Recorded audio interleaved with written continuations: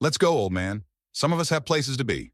He didn't reply, just gave the mirror a final swipe with a rag, opened the folding doors, and stepped back behind the wheel. Same boots, same windbreaker, same silence. That was his routine. Rain or shine, always the first one there, always the last to leave. No rush, no attitude, just steady hands and a job done right. Most people didn't know his name. To them, he was just the guy driving the base shuttle. The one who pulled up on time every morning, kept his head down, and never said more than a polite morning if you bothered to look his way. He didn't mind. Being overlooked had its perks. That particular morning, the rain hadn't stopped. The windows fogged with every breath, the smell of damp uniforms and boot polish thick in the air. He tapped the wipers twice and pulled away from the curb like always. Smooth, controlled, second nature. They loaded in without thinking. Young recruits mostly. Buzz cuts, new boots. Trying to look older than they were. He'd seen hundreds like them, maybe thousands. One leaned against the pole near the front, yawning, earbuds in. Another barked into a phone about PT and schedules. No one paid the driver any attention. Except one. He boarded without speaking. Just nodded and moved halfway down the aisle. Clean posture, measured steps. His duffel slung across one shoulder. The driver barely glanced at him. But the kid, he saw something. It was subtle, the way his eyes drifted toward the sleeve of the driver's jacket. The edge had rolled up slightly, just enough to reveal part of a tattoo. Not flashy, not new. Old ink, black, faded with time. But if you'd served, you'd know it. And he knew it. The young man stared just long enough for the driver to catch it in the mirror. Their eyes didn't meet. No words passed. Not yet. But that look said everything. The bus rumbled on. Just another morning. Another wet ride to the base. Except it wasn't, because the quiet kid in row 6 had just spotted the ghost of something on the driver's arm.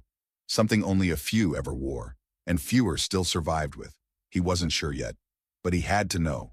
And that meant, for the first time in years, someone was about to ask the driver who he used to be. The next morning, the rain had stopped. Same bus, same driver, same time. But one thing was different. That same young man, the one who had spotted the tattoo, stepped aboard again. This time he didn't glance around. He knew where he was going. Same seat as the day before, third row from the back, left side. He sat down, dropped his duffel between his feet, and leaned forward with his elbows on his knees. But his eyes? They drifted back up the aisle, toward the driver. The tattoo wasn't visible today. The driver had zipped his jacket a little higher. Maybe on purpose. Maybe not. Didn't matter. The kid had already seen it, and he wasn't letting it go. Midway through the ride, the morning chatter quieted. Most of the recruits were half asleep or staring at their phones. The only sound was the soft hiss of tires on damp pavement and the occasional creak of the suspension. That's when the young man stood up, quietly, casually. He walked forward, hand on the overhead rail, and stopped near the front. "Sir?" The driver glanced sideways but said nothing. The kid nodded slightly, voice low. "That's a Team 2 Frogman tattoo, isn't it?" The silence that followed wasn't long, maybe 3 seconds, but it felt heavier than the entire ride before it. The driver looked at him just briefly, then back to the road. "I haven't heard that word in a while," he said. The young man didn't press. He nodded once respectfully and took the seat across from the front doors, still watching. The driver didn't look back. 10 minutes passed. Finally, the kid leaned in again. "I didn't mean to pry. It's just not something you see anymore. Especially not from your generation." The driver gave a faint shrug. "Old ink, long time ago." "You were in?" "Something like that." The young man hesitated, then offered his name. "I'm Reyes, shipping out next week, Bud/S," that earned a slightly longer glance. The driver didn't react much, but something shifted behind his eyes. "You sure?" Reyes smiled faintly. "As sure as anyone can be." They rode in silence after that. But something had changed. The other passengers still saw just a quiet ride. Same stops, same road, same driver. But to Reyes, the man behind the wheel was no longer anonymous. He was someone. When they reached the base entrance, the bus slowed. Reyes stood. He paused at the front, one hand on the rail. "I've seen that design before," he said. "Only one other person." The driver raised an eyebrow. "That's so?" "Yeah, my father." He said there was a man who carried him when no one else would. The air changed again. The driver's face didn't move, but his knuckles went still on the wheel. Reyes stepped off, didn't look back. The door hissed closed, and the driver sat there for a moment longer before pulling away. Eyes on the road, but his mind somewhere else. The next day, he was there again. Reyes. Same seat, same quiet eyes. He didn't try to talk this time. Just sat back, arms crossed, watching the road, like someone waiting for a reason to speak, but willing to wait as long as it took. The driver noticed, not with a glance, not with words, but with that subtle awareness old operators carried, the kind that never really left. No matter how long ago you stopped wearing the uniform, someone was watching, and not with suspicion, with respect. Halfway through the route, the bus slowed for a turn. The tires hissed as they rolled through a shallow puddle, sunlight finally cutting through the window slats in soft gold lines. And that's when the voice came again, quiet, just loud enough to be heard over the hum of the road. "Sir, were you ever called Jackson?" The driver didn't look back, but something in his hands faltered. The grip tightened just for a second, then let go. It was the first time anyone had used that name in years. He didn't answer right away. Reyes waited, patient. Then finally a response. "I used to be." That was all, not confirmation, not a story, just truth. Reyes leaned forward, elbows on his knees. "My dad said that name saved his life." That earned a glance. The driver's eyes, sharp despite their age, flicked to the mirror. "What's your father's name?" "Daniel Reyes," the young man said. The driver turned his eyes back to the road. Didn't blink, didn't speak, just drove. It wasn't a name he expected to hear again. Not now. Not in this life where nobody asked who he used to be. He remembered that name, remembered the mission, the chaos, the fire, the orders to fall back, and the one man he couldn't leave behind. Daniel Reyes had been barely 20, shot in the leg, bleeding out behind a collapsed wall. They had minutes to evacuate, maybe seconds. Most of the team was already airborne. Jackson had gone back, alone, no spotlight, no hero speech, just muscle, instinct, and one simple rule: leave no one behind. He carried Reyes on his back for over half a mile, took a piece of shrapnel to the shoulder for it. They both lived, but only one of them stayed in the system. The other slipped out of it, by choice. On the bus, neither spoke for several stops. The driver stared ahead. The recruit looked down at his boots. When the silence finally broke, it was gentle. "My father told me if I ever met you, I should say thank you." The driver didn't smile, didn't nod, just kept driving. But his hands? They eased on the wheel. They didn't speak again for the rest of the route. But from that day on, Reyes always sat a little closer to the front. And when he got off the bus, he'd say, "Take care, sir." Not "thank you," not "see you tomorrow." Just those 3 words, a soldier's way of saying, "I see you." The next morning, Reyes boarded the bus just as the sun was starting to rise. He didn't hesitate, didn't glance around. He walked straight to the front and sat in the same seat across from the driver, calm and steady. The driver gave him a brief look through the mirror. Not surprised, not curious, just aware. They rode in silence for most of the route. The usual sounds, the gentle clatter of the bus, the occasional cough from the back, boots scraping the floor, filled the space between them. Finally, just before the final turn onto the base road, Reyes spoke again.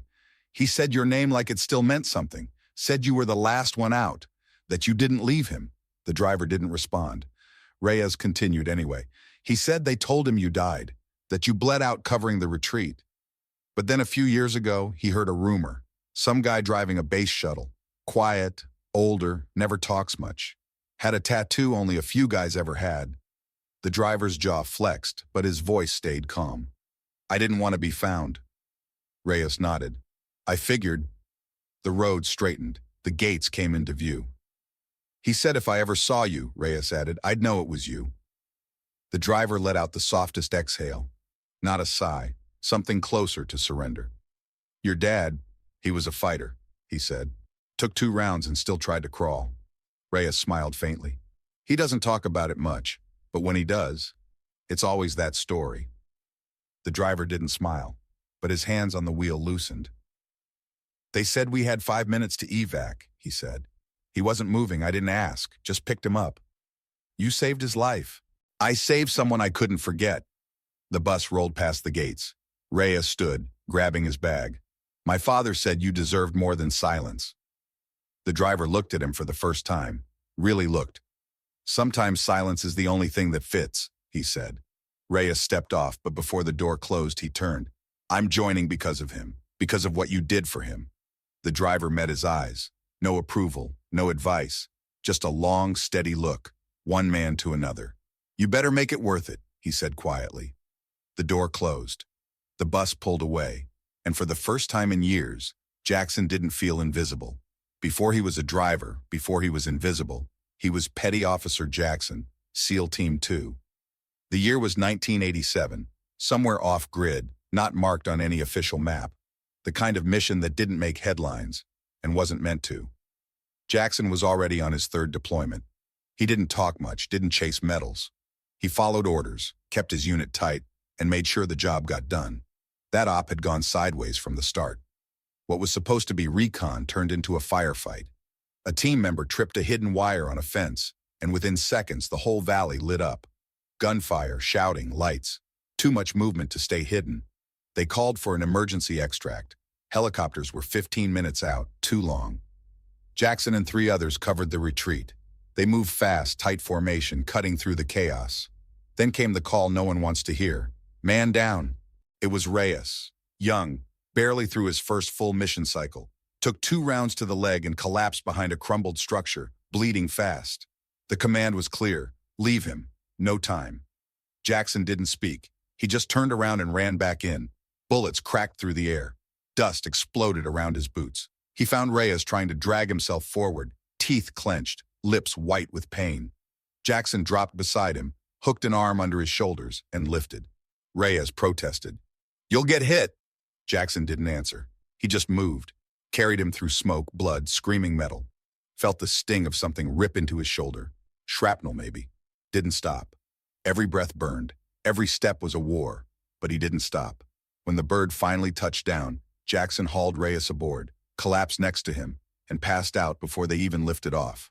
The next thing he remembered was a medic shining a light in his eye. You're lucky, the medic said. Jackson didn't feel lucky. He felt quiet. They gave him a citation, a handshake, and a few months of medical leave. He never returned to active field duty. Too much scar tissue, too many lingering issues.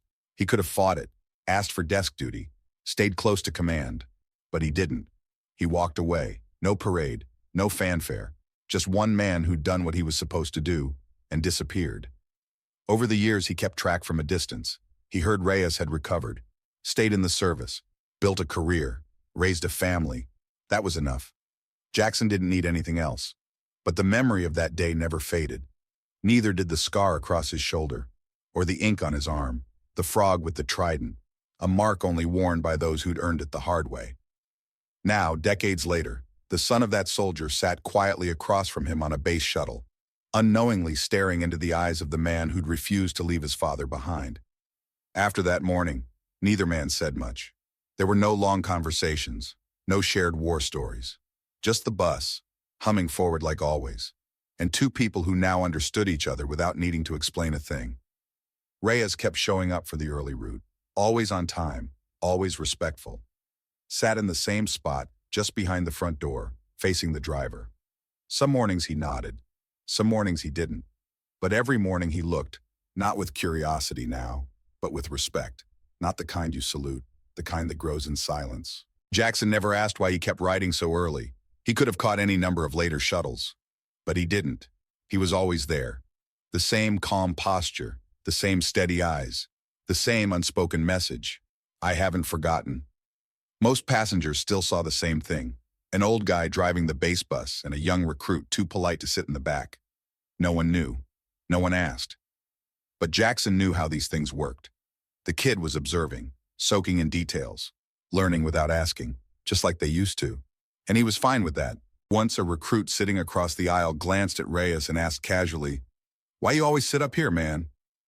Brown-nosing the driver? Reyes didn't answer, didn't joke, just looked out the window. The driver didn't react either, didn't have to. Moments like that passed quickly and left their mark on the right ones. One morning, about a week later, Reyes stepped on board as usual, but this time, he looked tired. Duffel bag slung a little lower, uniform tighter. His eyes carried a different weight. Jackson could tell. It was the kind of look a man had before something big.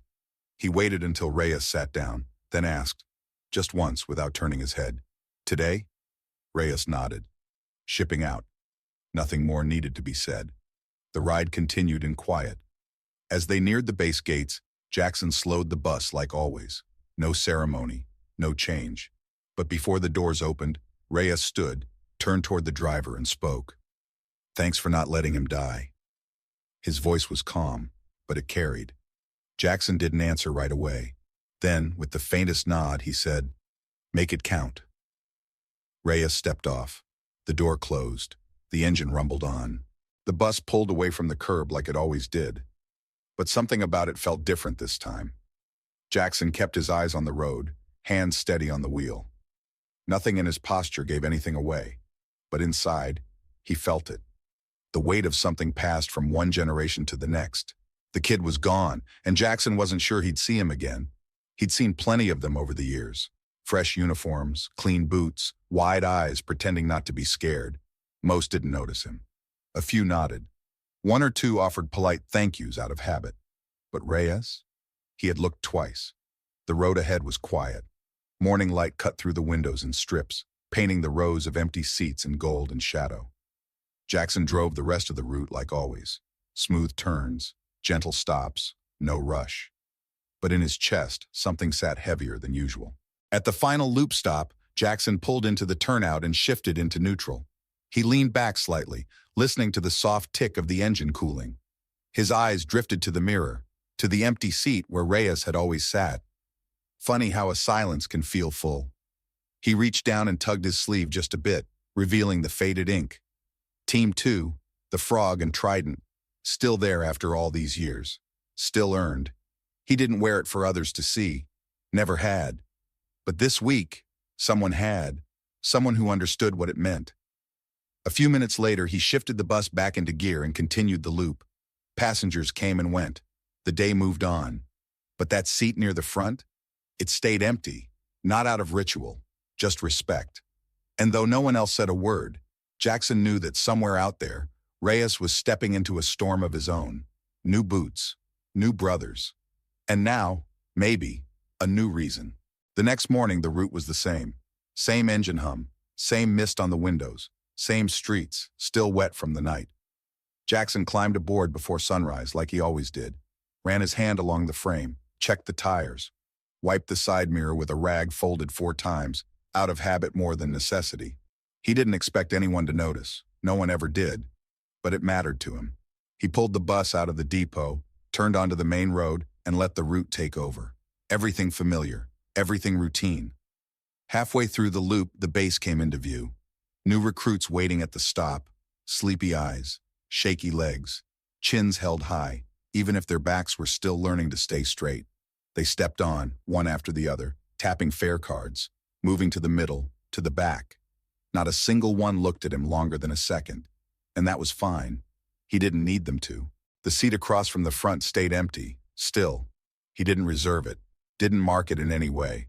But for the first time in years, it meant something. Someone had filled it, and left something behind without ever saying so. He reached the halfway point, looped the bus around, and headed back toward town. Another hour until shift change. Another run through quiet streets and background faces. But today, his hands felt steadier, lighter. He hadn't thought about Reyes, the father, in a long time. Hadn't said his name aloud in decades.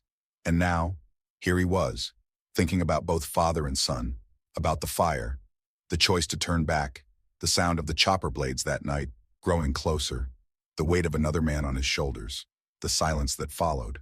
He glanced at the mirror again. The sleeve had slipped slightly, revealing just enough of the tattoo. Still faded, still there, still earned. He pulled the jacket cuff back down and drove on. Most would still see him as just a driver, the old man on the route, the guy who says morning and means it even when no one replies. And that's fine, because he knew something they didn't, that sometimes the quietest lives carry the loudest stories, and sometimes the ones who seem invisible are the reason others are still here. He didn't need a salute or a headline. He needed the peace that came when someone remembered, not who he was, but why he still mattered.